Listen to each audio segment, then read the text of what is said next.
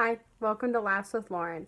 So, I have a question. Have you ever heard the phrase, he wears many hats? This phrase literally means that a person can do multiple things. Like, they don't just qualify under one trade or whatever. So, for instance, a person like my husband, who is a college student at vet tech, has a family, used a mechanic and still can do all of that. And he like bought a violin for Christmas and has already learned to play it. Like I'm just like over here like I've got no musical talent whatsoever. None. Not a lick, okay? So I was thinking about this earlier, right? I am not a person that could be categorized under one who wears many hats. However, God has blessed me thoroughly. And in fact, instead of wearing many hats, there are many faces to Lauren. Okay, so I have learned the fastest way to kill an argument between my husband and I, if I really want to kill an argument, is just give him a great big smile.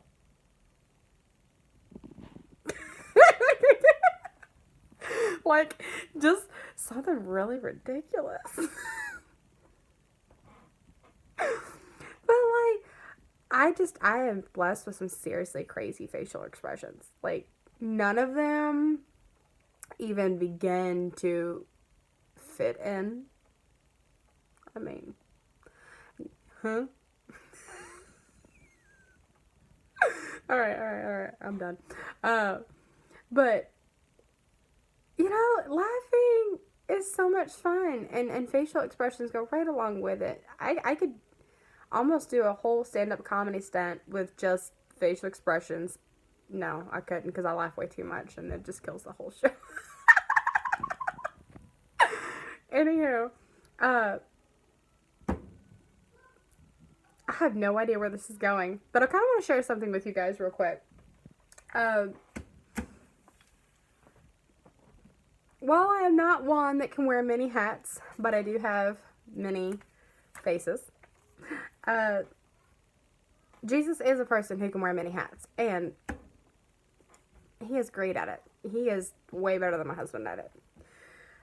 We often think of Jesus as, he's supposed to be our best friend, and, Jesus is my friend, he called me friend, all that, and Jesus loves me.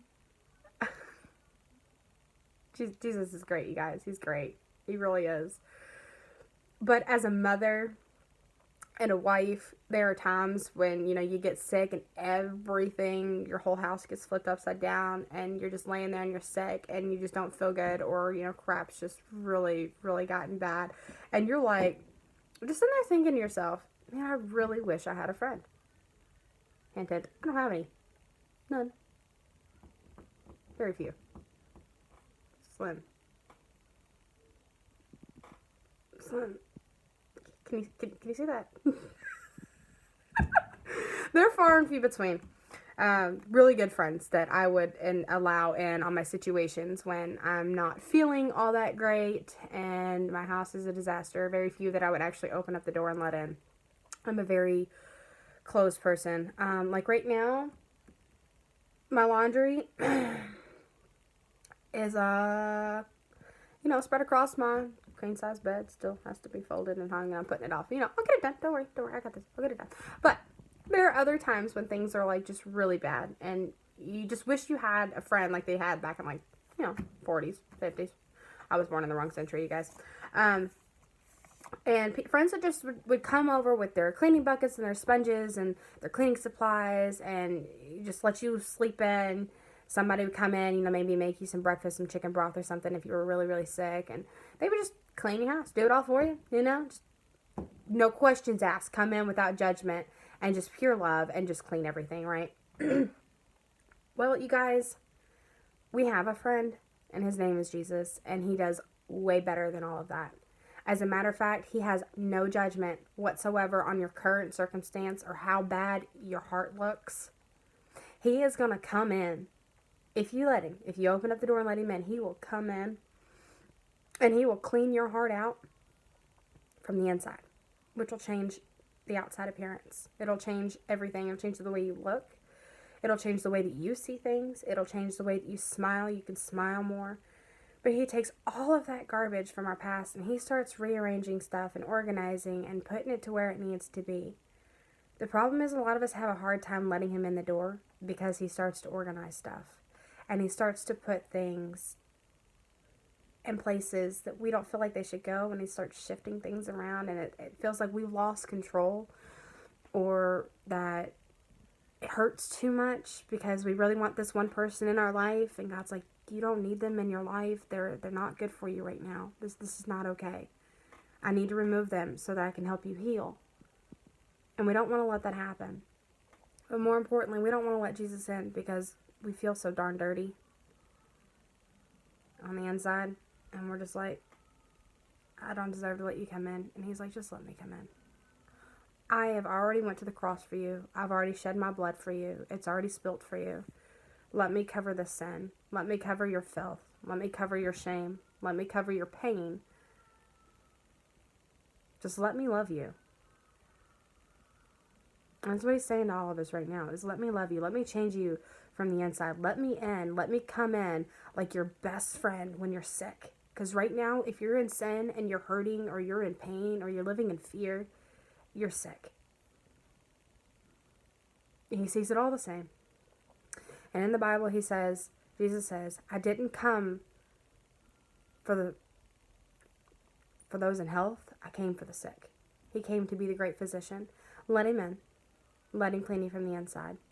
Let him be that friend that you need, especially in your most deepest and desperate moments when you refuse to cry out for anybody else. I've had to do a lot of calling out myself lately. I've been living in some fear.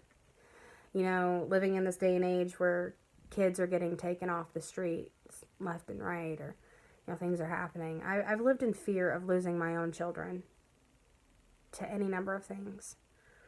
But I realized here recently how bad it was, and I've let myself live surrounded by fear. And it's been going on for a couple of years because my youngest is, you know, like 2. And when she was born, there was no doctor there. It was just the nurse. They kept telling me, you know, that it wasn't time, and she ended up coming, and she'd come so close to the time that my water had busted that it didn't have time for her to have a clear passage. And within a couple hours of her being born, she was turning purple and wasn't able to breathe because she had some of that amniotic fluid still stuck in her chest, lungs, stomach. And it was scary. It happened twice while we were still at the hospital with her. And I have lived in fear of losing her to choking, because I almost lost her to choking within her first couple hours of life. And so I've let that consume me and remove me from being the type of parent I want to be, where my kids can just have fun. And I'm so, in a sense, over controlling at times. But I'm tired of living in fear. Yeah, this world's a scary place, and yeah, things are gonna happen, and no, I don't want them to happen. But I have to remember that Jesus is my provider, he is my protector, and he is the same for my children. And if I live in fear, I'm not living for him.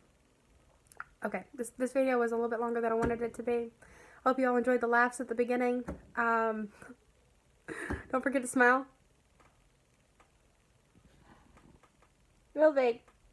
You know, just smile for somebody today. I love you all. God bless. Remember, share the video if you got a good laugh, if you got anything good out of it. If you want to. You don't have to. I'm not asking anything from you guys. Love y'all. God bless.